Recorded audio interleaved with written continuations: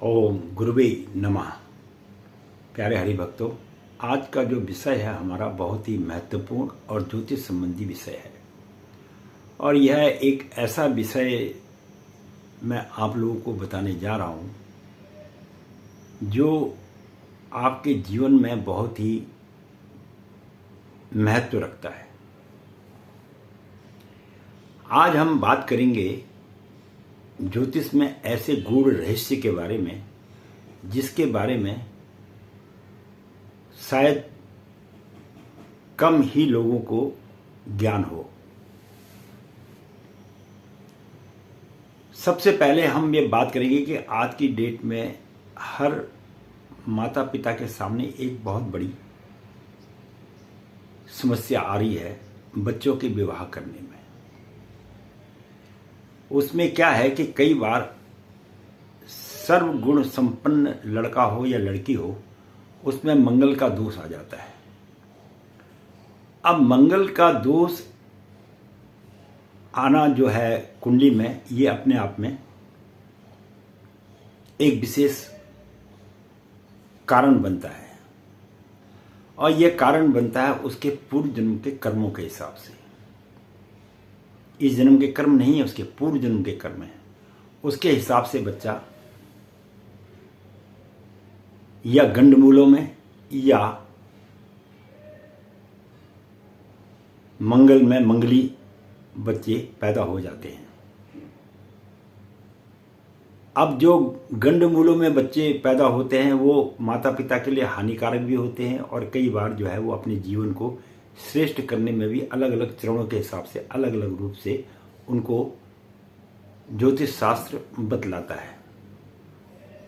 अब यहां पर प्रश्न ये है कि मंगलिक अगर कोई बच्चा है, चाहे लड़का हो या लड़की हो, तो उसके जीवन पर मंगल का प्रभाव क्या पड़ता है, ये मैं आपको एक संक्षिप्त रूप में बताना चाहता हूं कि मंगल का वास्तविक रूप क्या है और यह किस प्रकार व्यक्ति के जीवन में प्रभाव डालता है। बहुत ही महत्वपूर्ण विषय है और सुनने वाला विषय भी है और जीवन में समरण करने वाला भी विषय है।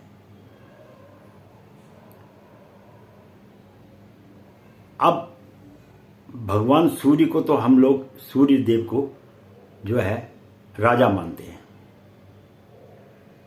हालांकि राजा इंद्र भी हैं, इंद्र को भी राजा की पदवी दी गई है, पर सूर्य को भी विशेष पदवी मिली हुई है, राजा के समान तेजस्वी है राजा। और जो है क्रूर ग्रह भी है। इसी प्रकार से मंगल भी क्रूर ग्रह है, जैसे कि सूर्य देव हैं और मंगल भी ऐसे ही माने गए हैं। अब यहां पर हमारा प्रश्न ये उठता है कि जो बच्चे मंगलिक होते हैं उनका पूर्व जन्म से क्या नाता रिश्ता है, यह बहुत ही विशेष महत्वपूर्ण विषय है। मैं आपको छोटे से रूप में बता देता हूं। जिस प्रकार से आप किसी भी संस्था में काम करते हैं, किसी भी पद पर काम करते हैं, चाहे वो नेता हो, अभिनेता हो, या कोई राजा हो, या कोई स्टेट लेवल पर या राज्य लेवल पर कोई भी अधिकारी होता है, तो उसको राजा तो नहीं कहा जा सकता है क्योंकि सूर्य के समान तो तेज उसके अंदर नहीं होता है, लेकिन मंगल के बराबर उसको मान्यता प्राप्त है। अब मंगल के बराबर मान्यता प्राप्त होने के कारण क्या है कि उसके जीवन पर उसका प्रभाव क्या पड़ेगा, उसका पूर्व जन्म से इससे क्या लेना देना है। उस व्यक्ति ने जीवन काल के अंदर में कुछ ऐसे अच्छे कर्म पिछले जन्म में किए हुए हैं जिसकी वजह से वह बच्चा मंगलिक पैदा होता है। तो अगर जब स्टेट लेवल का कोई अधिकारी होता है या कोई मंत्री होता है या कोई भी बड़े अधिकारी होते हैं, वो एक प्रकार का मंत्री ही कहलाता है, चाहे वो मजिस्ट्रेट हो चाहे कोई भी हो। तो उसको क्या है कि राज्य द्वारा कुछ लाभ की प्राप्ति होती है। लाभ की प्राप्ति क्या, उसे पद मिल जाता है, नौकर चाकर सब कुछ मिलते हैं उसके जीवन में।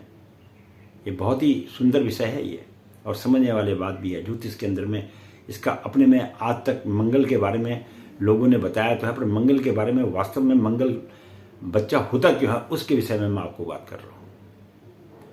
तो उसने पूर्व जन्म में इतने पुण्य किए हुए होते हैं कि जिसकी वजह से वो मंगलिक हो जाता है। अब उसको उसके पुण्य का फल कैसे मिले, ये सबसे बड़ी बात है। अब उसको उसके पुण्य का जो फल मिलता है वो कुंडली में योग बना देता है, जिससे वो बच्चा मंगलिक हो जाता है। तो इस बात का आपको ध्यान रखना चाहिए, जो बच्चा मंगलिक होता है वह बच्चा चाहे गरीब परिवार में पैदा हो या अमीर परिवार में पैदा हो, उससे कोई लेना देना नहीं, लेकिन उसका जीवन स्तर जो है जीवन में बड़ा ही सुखमय होता है। जीवन बड़ा सुखमय होता है। तो जीवन अगर जब सुखमय होता है तो उसको क्या है कि जब मैंने बोला कि मंत्री है तो मंत्री को तो सारे, हमारे देश में भी अगर कोई मंत्री पद पर तो उसको सरकार के द्वारा सारे साधन की उपलब्धि होती है, नौकर चाकर गाड़ी बंगला सब मिलता है उसको। तो उसी प्रकार से जो बच्चा मंगलिक है वो एक प्रकार से मंत्री के समान है। तो उसे जीवन के अंदर में सारे वो चीजें प्राप्त हो जाती हैं जिसकी कि व्यक्ति को जीवन में आवश्यकताएं पड़ती हैं। यानी स्त्री से लेके कार बंगला घोड़ा गाड़ी सब कुछ उसको जीवन में प्राप्त होगा। वो किसकी वजह से होगा? वो होगा मंगल की वजह से, क्योंकि उसने पूर्व जन्म में इतने अच्छे कर्म करे हुए हैं जिसकी वजह से उसकी कुंडली में मंगल योग बन गया है। ये कोई बुरा योग नहीं है। अब सबसे बड़ी बात यह है कि मंगल,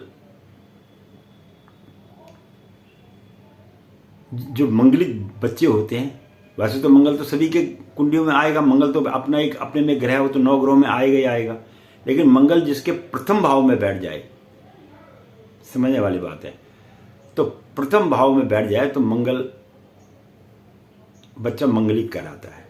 चतुर्थ भाव में बैठ जाए तो भी बच्चा मंगलिक कहलाता है। और उसके बाद अगर वो सप्तम भाव में बैठ जाए तो भी मांगलिक होता है, अष्टम भाव में बैठ जाए तो भी मांगलिक होता है, उसके बाद 12वें भाव में बैठ जाए तो भी बच्चा मांगलिक होता है। तो ये 5 जगह पर अगर मंगल विराजमान है तो बच्चा मांगलिक होगा। लेकिन उसके जीवन में, उसकी तरक्की में कोई कमी नहीं आती है। हाँ, कब आएगी कमी? अगर मंगल का अंक गलती से 4 हो जाए तो फिर उसके जीवन के अंदर में एक विशेष बदलाव आ जाता है, क्योंकि मंगल 4 में जो है नीच का हो जाता है। और अगर मंगल का अंक, जहां मंगल बैठा हुआ अंक 10 लिखा है, तो मंगल आपका उच्च का हो जाएगा। और उच्च के होने पर जो है आप एक योग्य सेनापति कहलाएंगे। और नीच के होने पर आप योग्य सेनापति तो रहेंगे, लेकिन वो किस प्रकार रहेंगे? जैसे महाभारत में कीचक था, पराक्रमी भी था, ताकतवर भी था, लेकिन उसके ऐसे पाप करता था कि उसको कीचक जो था, मां द्रौपदी को जब उसने कुदृष्टि से देखा तो वो मारा गया। इसी प्रकार से जो ये मांगलिक बच्चे होते हैं, इनके अंदर में भी कामुकता बहुत होती है। और लेकिन उसके साथ साथ में इनके अंदर में एक विशेष गुण ये होता है कि ये उस पर ज्यादा लिप्त भी नहीं होते। क्यों? सेनापति है ना, क्योंकि उसको तो युद्ध में भूमि में जाना ही है, तो उसको तो घर बार त्यागना ही पड़ेगा। तो ऐसे जो मांगलिक बच्चे होते हैं, चाहे वो लड़का हो या लड़की हो, उनका जो गृहस्थ का जीवन है वो थोड़ा सा कष्टमय तो जीवन भर रहता ही रहता है। अब कोई बोले जी हम तो मांगलिक हैं, हमारा जीवन तो बहुत अच्छा चल रहा है। अरे तुम्हारी कुंडली ठीक नहीं बनी तो अच्छा जीवन कहाँ से चलेगा? खराब बनी है तो भी पता नहीं लगेगा। तो आदमी को इस बात को तो पता होता नहीं कि मेरी कुंडली किस प्रकार बनी हुई है, और कहते जी जीवन बहुत अच्छा चल रहा है। जीवन अच्छा तो तब माना जाता है जब मैं आपको जो प्रोडक्शन दे रहा हूँ, जो भी बात बतला रहा हूँ, ये संपूर्ण जीवन के बारे में। अगर आपने शादी करी, शादी के 10 दिन, 1, 2 साल, 4 साल हुए तो आपका जीवन थोड़ी कट गया है। आपको जीवन को काटने के लिए तो संपूर्ण जीवन का जो है कटने के बाद ही पता लगेगा कि आपका जीवन किस प्रकार कटा है। लेकिन इस प्रकार के जो मांगलिक व्यक्ति होते हैं या बच्चे होते हैं, इनके जीवन में विद्या की, धन की, वैभव की इत्यादि की कोई कमी नहीं रहती है। अब कुछ लोग, कुछ विद्वान लोग ये कहते हैं कि पहला मंगल है तो ये आंशिक मंगल है, चौथा मंगल है तो ये भी ज़्यादा नुकसानदायक नहीं है, और सप्तम मंगल ही है तो थोड़ा सा नुकसानदायक है, अष्टम मंगल है और 11वां मंगल है तो नुकसानदायक है। देखो, जो इसका प्रथम भाव में मंगल होता है, ऐसा व्यक्ति अपने जीवन काल के अंदर बड़े ठाट बाट के साथ रहता है और अपने जीवन के जो लक्ष्य उसको चाहिए होता है उन लक्ष्यों की प्राप्ति करता है। और अगर चतुर्थ भाव में मंगल है तो ये ऐसा मंगल मांगलिक बच्चा जो है पारिवारिक झंझटों के अंदर में फंसा रहता है, उसे परिवार के प्रति बहुत परेशानियां उठानी पड़ती हैं। और अगर सप्तम भाव का मंगल है तो ऐसा मंगल जो है थोड़ा सा पति पत्नी के बीच में विचारों में मतभेद पैदा कर देता है, इसीलिए इसको सप्तम भाव के मंगल को अच्छा नहीं माना जाता है। अगर मंगल अष्टम भाव में है तो ऐसे व्यक्ति पराक्रमी भी होते हैं, मेहनती भी होते हैं, सब कुछ होते हैं, लेकिन अगर उन्हें जीवन काल के अंदर में थोड़ा सा दुर्घटना होने का अधिकांश डर बना रहता है। ये अष्टम भाव के मंगल का प्रभाव देखा गया है। बाकी पैसे इत्यादि की इनके जीवन में कोई कमी नहीं रहती है।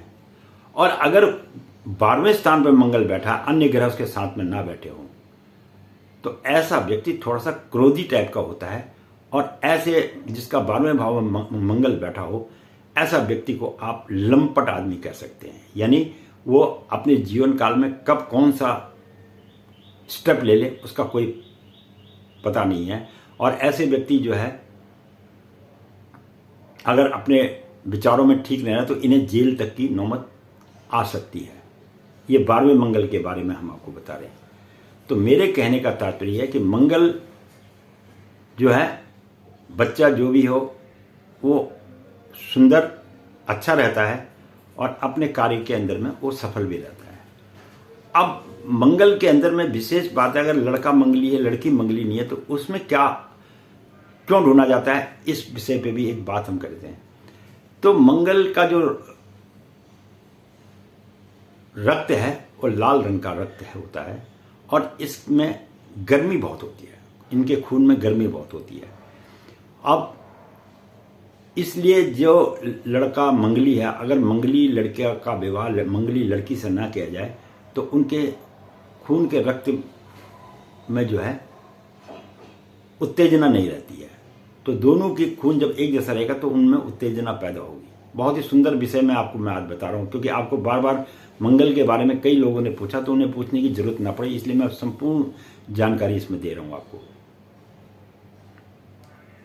तो ऐसे व्यक्ति का क्या है कि जीवन काल के अंदर में जिनका मंगल होता है, उसका नाम ही मंगल है, उनका मंगल ही मंगल होता है, लेकिन कभी कभी संतान उत्पत्ति में परेशानियां आ जाती हैं। अच्छा, अब जिनका सप्तम भाव में मंगल है और तो ऐसे लड़का या लड़की का पति के साथ में विशेष जो विचारों का मिलन है वो थोड़ा सा कम होता है जिनका सप्तम भाव में है। और जिनका अष्टम भाव में है उनका भी इसी प्रकार से थोड़ा सा प्रेम रहेगा, लेकिन बातों का एक दूसरे के साथ विचार थोड़े से कभी कभी नहीं मिलते हैं। इसी कारण से, क्योंकि सप्तम भाव मंगल का जो है वो पति के स्थान पे है और पति पत्नी का स्थान, और 8वां भाव जो है ये मृत्यु भाव होता है। तो इसलिए सप्तम भाव के और अष्टम भाव के मंगल को जो है विशेष महत्व नहीं दिया जाता है। और अगर मंगल वाला लड़का है या मंगल वाली लड़की है, दोनों अगर अलग अलग, एक मंगली हो एक ना हो, ऐसे में अगर विवाह कर दिया जाए तो उस व्यक्ति के घर में जब कन्या आती है तो उस कन्या का परिवार के साथ मिलाप थोड़ा सा कम होता है। प्रेम तो रखेगी, लेकिन वो जो एक घनिष्ठता प्रेम की आती है वो उत्पन्नता नहीं होगी, क्योंकि ऐसे मंगली बच्चों के अंदर में अहम बहुत होता है। वो ये कहते हैं कि दुनिया हमारे मुट्ठी में है। अब दुनिया को अपनी मुट्ठी में करना कोई आसान बात तो है नहीं, लेकिन इनके मन में ये सोच रहता है कि दुनिया हमारी मुट्ठी में है, हम जो चाहेंगे वो ठीक है, बाकी कुछ और कहेंगे तो वो ठीक नहीं है। ये मंगल का विशेष रूप से मैंने आपको थोड़ा सा विवरण दिया है। तो इस प्रकार व्यक्ति अगर हो सके तो ऐसे मंगली अगर लड़का या लड़की हो तो उनको मंगल लड़का या लड़की के साथ ही विवाह करने में जो है ठीक माना जाता है। वैसे तो मैं समस्त जिनका भी विवाह होता है उनको एक ही सलाह दूंगा कि उन्हें शादी से पहले विष्णु प्रतिमा विवाह कर लेना चाहिए, ताकि जो भी लड़की में दोष होता है, लड़की के जीवन में कोई घटना होनी होती है, उसका सारा जो दोष है वो श्री कृष्ण विष्णु भगवान अपने ऊपर ले लेते हैं। तो उससे क्या होता है कि उसके जीवन में जो कष्ट आने वाले होते हैं उन कष्टों के लिए उसको थोड़ी सी जीवन में शांति मिल जाती है। ये बहुत ही सुंदर विषय है ये। तो उसको या तो कुंभ विवाह कहते हैं या विष्णु प्रतिमा विवाह कहते हैं। और वो जो विष्णु प्रतिमा स्वर्ण की बनाई जाती है उसमें भगवान विष्णु के संपूर्ण शरीर होता है, उसको अपने पेंडल के रूप में अपने गले में धारण कर ले। तो उससे उस स्त्री का पति का सौभाग्य बना रहता है और पति का भी हमेशा पत्नी का साथ जीवन भर मिलता रहता है, क्योंकि वो एक प्रकार से दूसरी पत्नी हो जाती है।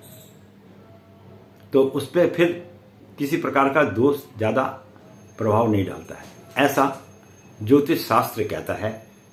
और ऐसे ही हमारे पूज्य पिताजी ने भी हमको इस विषय में थोड़ा सा ज्योतिष के विषय में ज्ञान दिया था।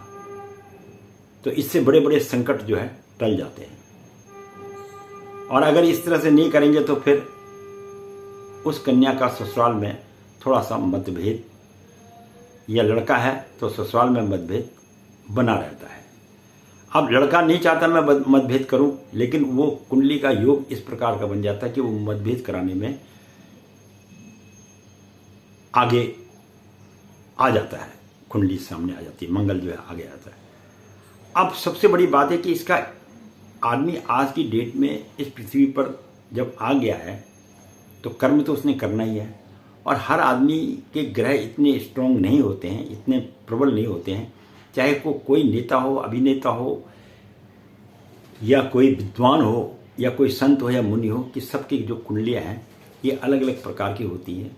और ऐसे किसी व्यक्ति, कोई करोड़ों में एक व्यक्ति होता है जिसके सारे ग्रह सामान्य रूप से अच्छे होते हैं, नहीं तो होते ही नहीं है। कहीं ना कहीं कोई ना कोई दोष रहता ही है। कभी पितृ दोष हो जाता है। अब पहले लोगों ने बोला पितृ, जबकि भृगु ऋषि जी ने बोला है कि पितृ दोष होता है और ये काल्प सर्पयोग नाम की चीज कोई नहीं होती है। अब इन्होंने एक नया विषय निकाल दिया, काल्प सर्पयोग। अरे काल्प सर्पयोग का मतलब क्या है? काल्प सर्पयोग का मतलब ही पितृदोष है। अब लोगों ने उसको काल्प सर्पयोग बना के एक नई विडंबना डाल दी, जबकि काल्प सर्पयोग नाम की चीज कोई नहीं है। काल्प सर्पयोग का मतलब है पितृदोष। अब सबसे बड़ी बात यह है कि पितरों का निवारण कैसे किया जाए। तो जितने भी किसी भी धर्म का क्यों ना हो, उन्हें अपने पितरों के नाम का कुछ ना कुछ समय समय पर यथासंभव जितनी उसकी शक्ति है उनके नाम के, जिसको खैरात कहते हैं या दान कहते हैं या पुण्य कहते हैं, वो करते रहना चाहिए। तो उससे थोड़ा सा पितृदोष के अंदर में व्यक्ति को जीवन के अंदर में राहत मिलती है। अब सबसे बड़ी बात यह है कि कुंडली तो आपकी बन गई, अब कुंडली में दोष भी आ रहा है। अब इन दोषों का निवारण करने के लिए इन ग्रहों को शांत किस प्रकार किया जाए, ये भी एक प्रश्न है। मैं आज सारे प्रश्नों का उत्तर दे रहा हूं आपको, समझने वाली बात है ये। तो अब अगर आप जप वगैरह करेंगे, किसी ब्राह्मण से कराएंगे, तो उसके लिए कई बार लोगों के पास समय नहीं होता है। समय है तो पैसा नहीं होता है, पैसा है तो ब्राह्मण नहीं मिलता है, और ब्राह्मण मिलता है तो वो भी कई प्रकार से उसको भी 10 जगह जाना होता है, क्योंकि उसने भी बच्चे पालने होते हैं। अब बात यह है कि बुखार तो आपको है, तो गोली भी आपको खानी पड़ेगी। तो मैं इसके लिए सबसे बढ़िया सलाह एक ही देता हूं कि कोई भी व्यक्ति हो, चाहे उसकी कुंडली खराब है या अच्छी है, साधु है या महात्मा है, संत है या सन्यासी है, कोई भी हो, उसे प्रातःकालीन, ज्यादा वो नहीं कर सकता है तो कम से कम 1 माला प्रतिदिन, ज्यादा मत करे, 1 माला प्रतिदिन ओम ब्रह्मा मुरारी त्रिप्रांतकारी भानु शशि भूमि सुतो बुधस्य गुरुचस्य शुक्र शनि राहु केतवे सर्वे ग्रह शांति करा भवंतु, यानी सारे ग्रह का नाम इसमें आता है। तो यह है 9 ग्रह का मंत्र। इस मंत्र का जाप जीवन पर्यंत, अगर मंदिर नहीं भी जाते, बेड पे भी बैठो तो बेड पे बैठ के भी 1 माला इसकी जप लेना चाहिए। उससे आपके संपूर्ण ग्रह आपके ऊपर गलत प्रभाव नहीं डालेंगे। कई बार लोगों का मेरे पास फोन आया, पंडित जी आप बताते तो सब कुछ है, लेकिन आप उपाय नहीं बताते हैं। तो इससे बढ़िया दुनिया का कोई उपाय नहीं है, क्योंकि सारे ग्रहों का नाम भी आ जाता है, और तमाम ग्रहों के नाम आने के से जो है, आप जब उनकी आराधना करेंगे तो वो कुछ ना कुछ तो आपके ऊपर कृपा जरूर बरसाएंगे। भाई 100 में से ज़्यादा नहीं देंगे तो 1% भी देंगे, तो 1% भी अगर मिल जाए तो उसमें भी आपका कल्याण हो जाएगा। तो यह दुनिया का सबसे प्रभावशाली मंत्र भी है। अब अलग अलग मंत्रों को जाप करेंगे तो आपको 9 मालाएं जपनी पड़ेंगी, तो उससे बढ़िया एक ही मंत्र का जाप करो, जिसको बोलते हैं 9 ग्रह मंत्र जाप। 9 ग्रह मंत्र का जाप करने से आपके जीवन में जो भी विपत्ति आ रही है, धन की, संतान की, पुत्र की, रोग की, यहाँ तक कि आपके आस पड़ोस में भी कोई व्यक्ति आपके रहता है, उससे भी आपको, और परिवार से, समाज से, देश से, हर तरह से आपको मुक्ति मिलेगी। क्योंकि आपको जो कष्ट जीवन में आ रहे हैं वो सब ग्रहों की वजह से तो आ रहे हैं। अब कोई इसको माने या मत माने, उसमें तो मैं और आप कुछ नहीं कर सकते। पर जब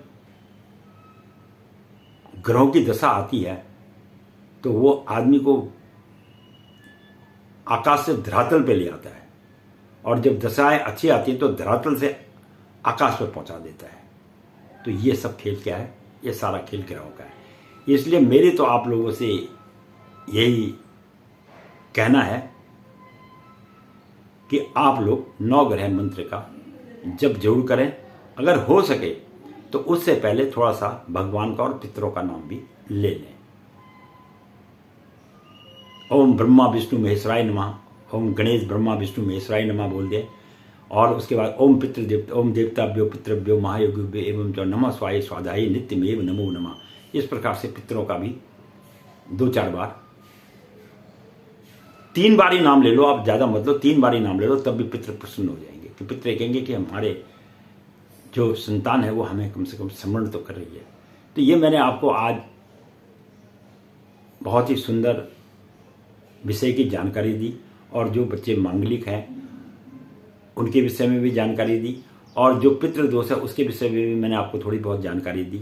आशा करता हूँ कि आपको यह वीडियो अच्छी लगेगी। आगे तो हमारी अब बहुत सुंदर सुंदर वीडियो आप लोगों के सम्मुख आएंगे। जीवन के ऐसे रहस्यमय ज्ञान की आपको मैं प्राप्ति कराऊंगा कि आपका दिल भी गदगद हो जाएगा, कहेंगे हाँ वास्तव में कोई ज्ञान की प्राप्ति हुई है। देखो, सबसे बड़ी बात यह है कि हमें केवल ये देखना है कि आप लोगों का जीवन सुखमय कैसे बन सकता है, और अपने जीवन को सुखमय बनाने के लिए आपको ग्रहों की शांति कराना बहुत अनिवार्य है। ये किसी ब्राह्मण द्वारा नहीं होगा, ये तुम्हारे स्वयं के कर्तव्य के करने से होगा। तुम्हें उनका स्मरण करोगे तो तुम खुद पे खुद अपने आप में महसूस करोगे कि हाँ, हमारा जो है जीवन में श्रेष्ठता उत्पन्न हो रही है।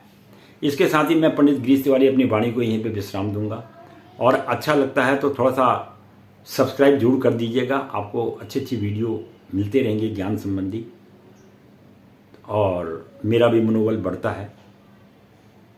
और नहीं करोगे तो आपकी इच्छा है, उसमें कोई ऐसी बात नहीं है। हम तो कह ही सकते हैं आप लोगों को, भाई थोड़ा सब्सक्राइब कर दिया करो। हमारे भी सब्सक्राइबर थोड़ा ज़्यादा हो जाएंगे तो हमें भी अच्छा लगेगा। बाकी रह गए हमारे पैसों की बात, हमें यूट्यूब से कोई पैसों की जरूरत नहीं है। हम तो कुंडली देखेंगे, जिनकी हम कुंडली देखते हैं हम तो उन्हीं से ही दक्षिणा ले लेंगे। हमारे लिए तो यूट्यूब वही बहुत है भाई। जो जिसने अपनी कुंडली दिखानी है वो कुछ ना कुछ तो ब्राह्मण को भेंट स्वरूप देगा ही, और देगा तो हमारी तो यूट्यूब वही बन जाती है। हमें तो कोई इस बात की जरूरत ही नहीं है कि भाई हमें यूट्यूब, लेकिन ये है कि सब्सक्राइब करने से आप लोगों के पास में बहुत सुंदर सुंदर वीडियो प्राप्त हो जाएंगे।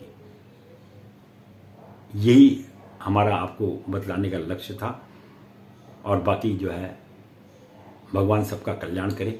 इसके बाद हम आपको और भी बहुत महत्वपूर्ण विषय पर वीडियो देते रहेंगे, और आगे क्या होने वाला है भविष्य में उसके विषय में भी विशेष जानकारी देंगे। हम जो भी बात करते हैं बड़े तथ्यों के आधार पर करते हैं, और